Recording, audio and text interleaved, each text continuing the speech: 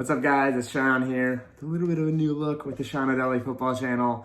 I am here today to provide the, in my opinion, best transfers for all the European teams. I'm not going to go through all of them or all the teams. These are just, in my opinion, the top 5 transfers that happened across the 2021 summer transfer window. And I'm mainly basing it off of how much of an impact this player is going to have for the team and how much of a hole that existed in that team this person is going to be filling.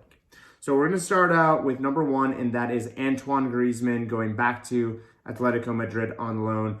More than anything else, on a holistic level, I think this is a fantastic move for all parties concerned. I understand there's a lot of negativity around Barcelona right now, and with the exit of Messi, the exit of now Antoine Griezmann, the signing of Luke de Jong doesn't seem that exciting, and just in general, it seems like the whole thing is up in shambles and nobody knows what they're doing. In my opinion, I actually think these are all the right choices that had to be done. Barcelona needed to move on from Messi eventually. Barcelona needed to get rid of Griezmann and the stupidity of that decision. And Laporta is just making do with what he has. This isn't Laporta's fault that he was handed such a badly run club. He needs to set it straight, and he's doing that by getting rid of the 2 most expensive people on the books and by resetting the club. For Atleti, though, this is just free money pretty much, because they literally spent received 120 million for Griezmann 2 years ago, and now they get him back. And this season is just free. This season is literally just free. So all around, this is fantastic for Barcelona, in my opinion. I think there is no negative for Atleti. I think there's no negative to this. I think this makes them title contenders. I think they already were most likely title contenders, but this definitely solidifies their ranking and makes them title favorites, in my opinion. I do not see any downside to this. I just see upside. I think Griezmann is going to settle in very easily. He knows the club. He knows what he needs to do. He knows his role. And he has a lot more talented players in that squad to work with. The likes of Correa, Rodrigo de Paul, João Felix, Suarez up top, Cunha from Hertha. All these fantastic players. I'm very excited to see what Atleti do in this new regime. I am very, very confident in the fact that they will be title favorites, and I do see them securing another La Liga title back-to-back. And I'm back with a quick shirt change. So moving on to Manchester United, and I believe the best signing, Jadon Sancho to Manchester United, was by far the best signing that they could have made. In my opinion, the best English under-21 talent that exists at the moment. I believe his numbers just speak for themselves. No player has registered as many assists and goals than Jadon Sancho. The only other player is Lionel Messi. It's pretty good company to be with when you consider both goals and assists, and you are comparing players based off that. His ability to just create chances, his dribble numbers, his ability to link play, all around fit perfectly for a player that is so young. More than anything else, that's what matters most. A 21-year-old player who in 5 or 6 years is going to hit his prime. Manchester United have one of the most exciting talents for years to come, and 75 million is not a lot of money to spend for somebody who is going to be at your club potentially for the next 7 or 8 years. I do see him signing another contract. I do see him staying here long term, and I think he's going to have a phenomenal career at United. The main thing is that people need to start understanding when it comes to signings is you primarily have 2 types of signings when it comes to anyone. It's either short term or it's long term. Those are the only 2 options. In some situations, it kind of becomes both, because Jadon Sancho is someone who is not only going to be here for a very long time, he also fits straight into that team. So he kind of hits both nails. This was an argument that was commonly made when people were constantly trying to make an argument for Harry Kane and that United should go sign Harry Kane or City should go sign Harry Kane for 150 million is a very, very, very bad financial decision. And I highly recommended both teams to go against that plan, because although Harry Kane is fantastic and although Harry Kane is going to score you a bunch of goals, why would you not just go invest that money in Erling Haaland, who is, 8 years younger, 8 years younger, and let's say hypothetically, 2 examples. You buy Kane for 150 million, or you buy Haaland for 180 million. You buy Kane, he's 29 in February, I believe. That means in 5 years, which is typically how long the average contract is at the moment, he's going to be 34. Odds are, at 34, nobody's going to be buying a Kane for anything more than maybe 30 or 40 million tops. So you've already lost 110 million in value in him. Now, the argument is, will Harry Kane win you a Champions League? Will he win something in the years that he's here that we can spend that money and we don't really need a return on it? That's a choice, obviously. However, why would you risk it when you can just go buy Erling Haaland, who is going to give you the exact same, if not more, goals than Harry Kane would, because he's also maturing and becoming better. And in 5 years, let's say you want to sell him, you will get the exact amount you bought him for, if not more, in 5 years. Just seems like a no-brainer to me. So this is something that I don't think a lot of clubs do very well when it comes to long-term versus short-term, and they kind of burn their ability to play the game long-term by investing so short-term. So that's kind of my little segue into that details. But which is why I think Sancho to United is a phenomenal signing. I think United have been crying for a right winger for about 12, 13 years since a certain Cristiano Ronaldo left. Best comment of the year was on Twitter the other day when it said Manchester United have replaced Cristiano Ronaldo finally with Cristiano Ronaldo. He's not going to play right wing anymore, but it literally has been since the exit of Cristiano Ronaldo that we have had a superstar right winger. I do understand Antonio Valencia and Ashley Young both played in that position, but not to the same levels, not to any world-class level that we really required at Manchester United. And Sancho is that fit. He can play on all places on the front line, behind the striker, on the left, on the right. He's going to provide fantastic coverage, and it's just all around a win-win. I think Dortmund are happy. They got a good size chunk of money for him, and I think it's just a fantastic signing for all parties concerned. Moving on to PSG, and the obvious place that people are going to talk about is Hakimi, and we will talk about Cristiano Ronaldo and Hakimi, but my main target is actually going to be Hakimi. I think Achraf Hakimi to PSG is actually their best signing this summer. I think Achraf Hakimi is by far one of the best right wing backs / right backs in the world. His ability to score goals, his ability to catch the defenders, it is one of the largest acts of stupidity across the last 4 or 5 years that Real Madrid let him go. Inter didn't have a choice. They needed him to go, and they made a little bit of a profit on him, considering they bought him for 30 or 40 million last season, and they flipped it for 70 to 80. That's a really good deal for Inter. They made a little bit of profit, and they were in a financial difficulty. They had to make something happen, and he was the most sellable asset. Makes sense. But I think Hakimi is going to be absolutely fantastic for PSG.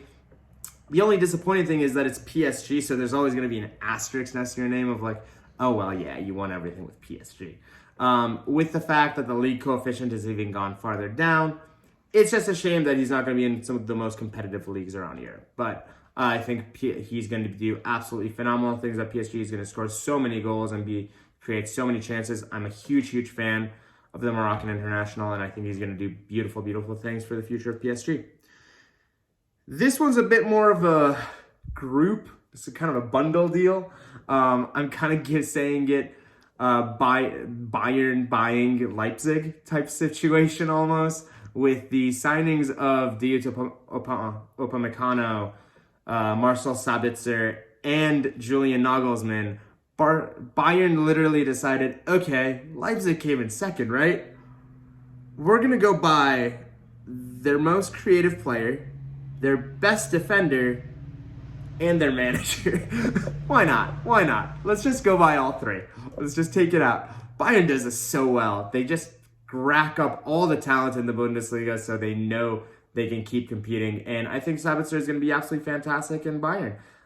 Did they need him? Most likely no. Mcconnell, definitely they did. And I think Nagelsmann is one of the best managers in the world, honestly. And he's only 34. So he's just going to get better. And that is scary to think how amazing that attack is going to be after Sabitzer becomes stabled. Muller provides cover for Muller.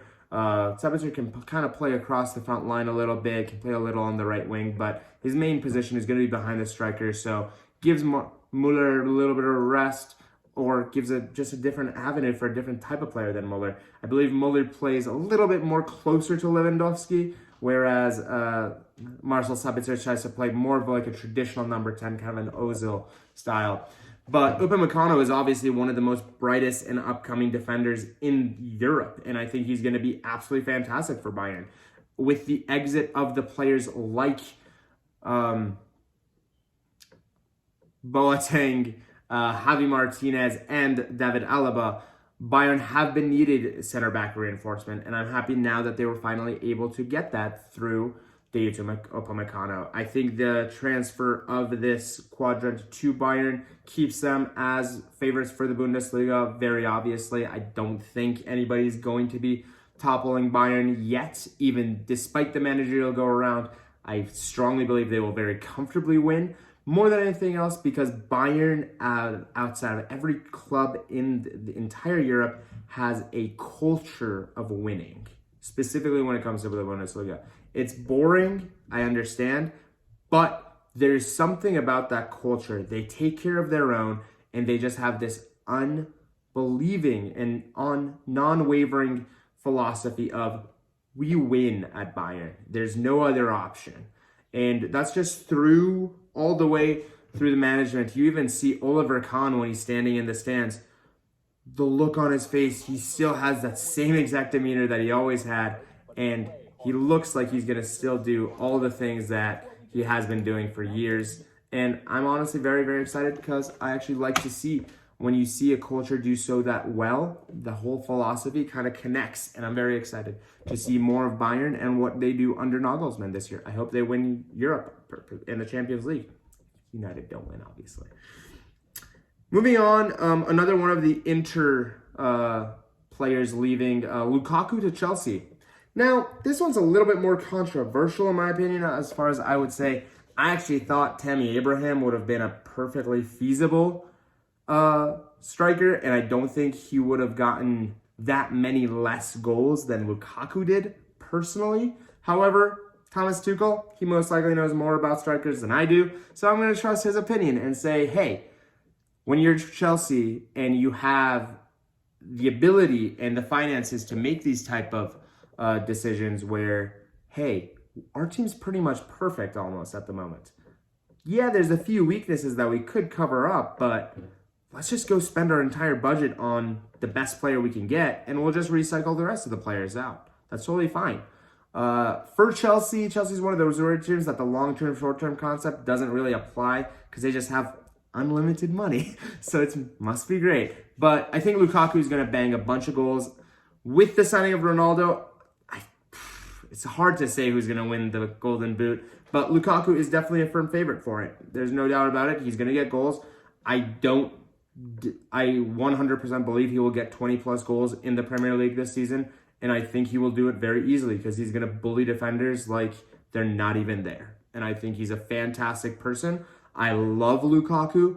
As a United fan, I think he was a phenomenal servant for the club, and he's just one of those players that you just cannot do anything but love, because he's just a truly, truly fantastic human. And I wish him all the best, and I hope he succeeds. There's a fantastic video of that Anderlecht put out of like a baby Lukaku. I think he's younger, obviously. I think he's like 13, 14, but he might be a little bit older. And he's doing a tour of Stamford Bridge, and you could just see like the level of excitement in his face. And he's just like, I'm going to play here one day. And it's just, those are just beautiful stories when you see that. Someone who's dreamed of this and has wanted this since he was a child. Glad for him, happy for him, and hope he does very, very well at Chelsea, despite the fact that I don't want Chelsea to do well, obviously. And then let's talk about the elephant in the room, which is the two greatest players of the last 18, almost 2 decades, moving this summer, Messi and Ronaldo. There's two sides to these transfers. One is the PR and the marketing aspect of it. And on that side alone, these transfers are geniuses because they're fantastic. There's no negativity to signing Messi and Ronaldo to your team because the amount of shirts it's going to sell, the amount of publicity, the amount of Twitter impressions, the amount of Instagram likes, all of those things is unmeasurable in a business sense. Those are fantastic. And the thing is, those are important. I know it's soccer and we like to talk about the football, but those things matter as well. Those things make a huge difference. The first game for PSG that Gerard Piqué's business actually bought the rights to Ligue 1 for was one of the most watched games in Spain. Over 2 million people watched Messi's first game at PSG. That is amazing as far as a business standpoint for Paris. Obviously, Paris is a team that money, again, similar to Chelsea, crazy concept, isn't that much of a hindrance. So for the branding aspect and for the image of the team long term, it makes a huge sense. For the amount of eyes it's going to bring to Paris, it makes sense. I personally am not somebody who watches PSG that often. Even when Mbappe and Neymar moved there, it didn't really encourage me to want to watch PSG that often. I watched the game when Messi came on. I was excited to see Messi in a different shirt. So that's the part that I think means more. How does this signing tip the scales for the Champions League?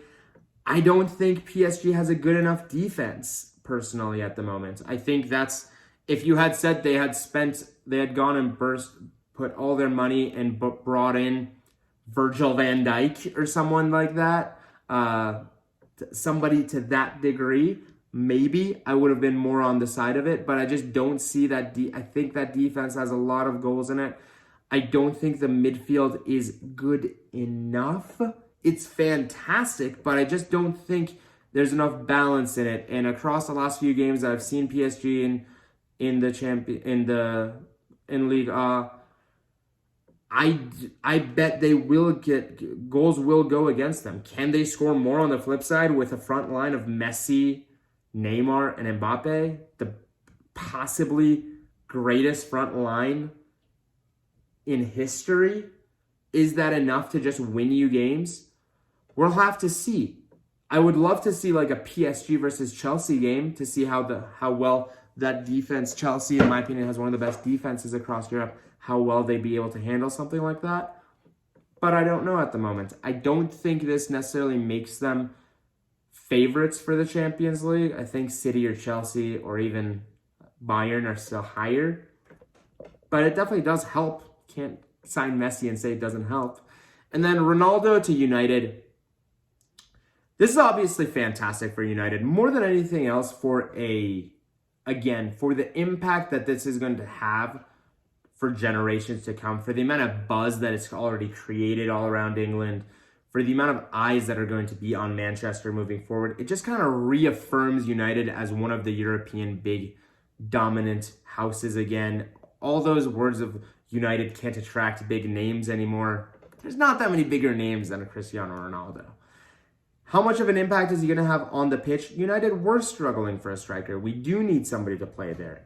Edinson Cavani didn't play all the games last season. So Ronaldo and him are going to fit very well. We have a much deeper bench. It gives more options.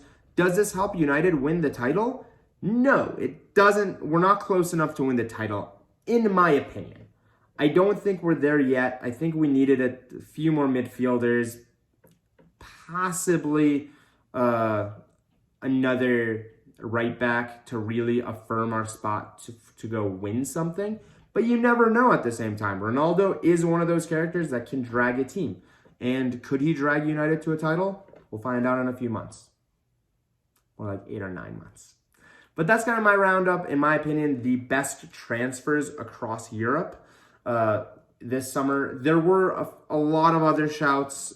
Some of this teams, I think Rodrigo de Paul going to Atleti was also one of the best signings. I think Mike Maignan going over to AC Milan is one of the best signings. I actually think Dzeko, even though it's very underrated, to Inter, one of the best signings. Tammy Abraham to Roma, one of the best signings. These are all my honorable shouts category. There was a lot of other ones. I think Martin Odegaard to Arsenal is a fantastic signing as well. Obviously, I've talked about Patson Daka and Boubacar Soumaré to Leicester a lot. Hudson-Odoi to Crystal Palace, fantastic. There's been so many amazing signings all around summer, and this will go down as one of the greatest transfer windows in history because it was just I don't think anything like this will ever happen again, but I hope it does because more great content, obviously. More than anything else, thank you guys so much for watching. My name is Shai and this is the Shai Football Channel. Thank you guys so much for watching. It means the world to me. Talk to you guys soon.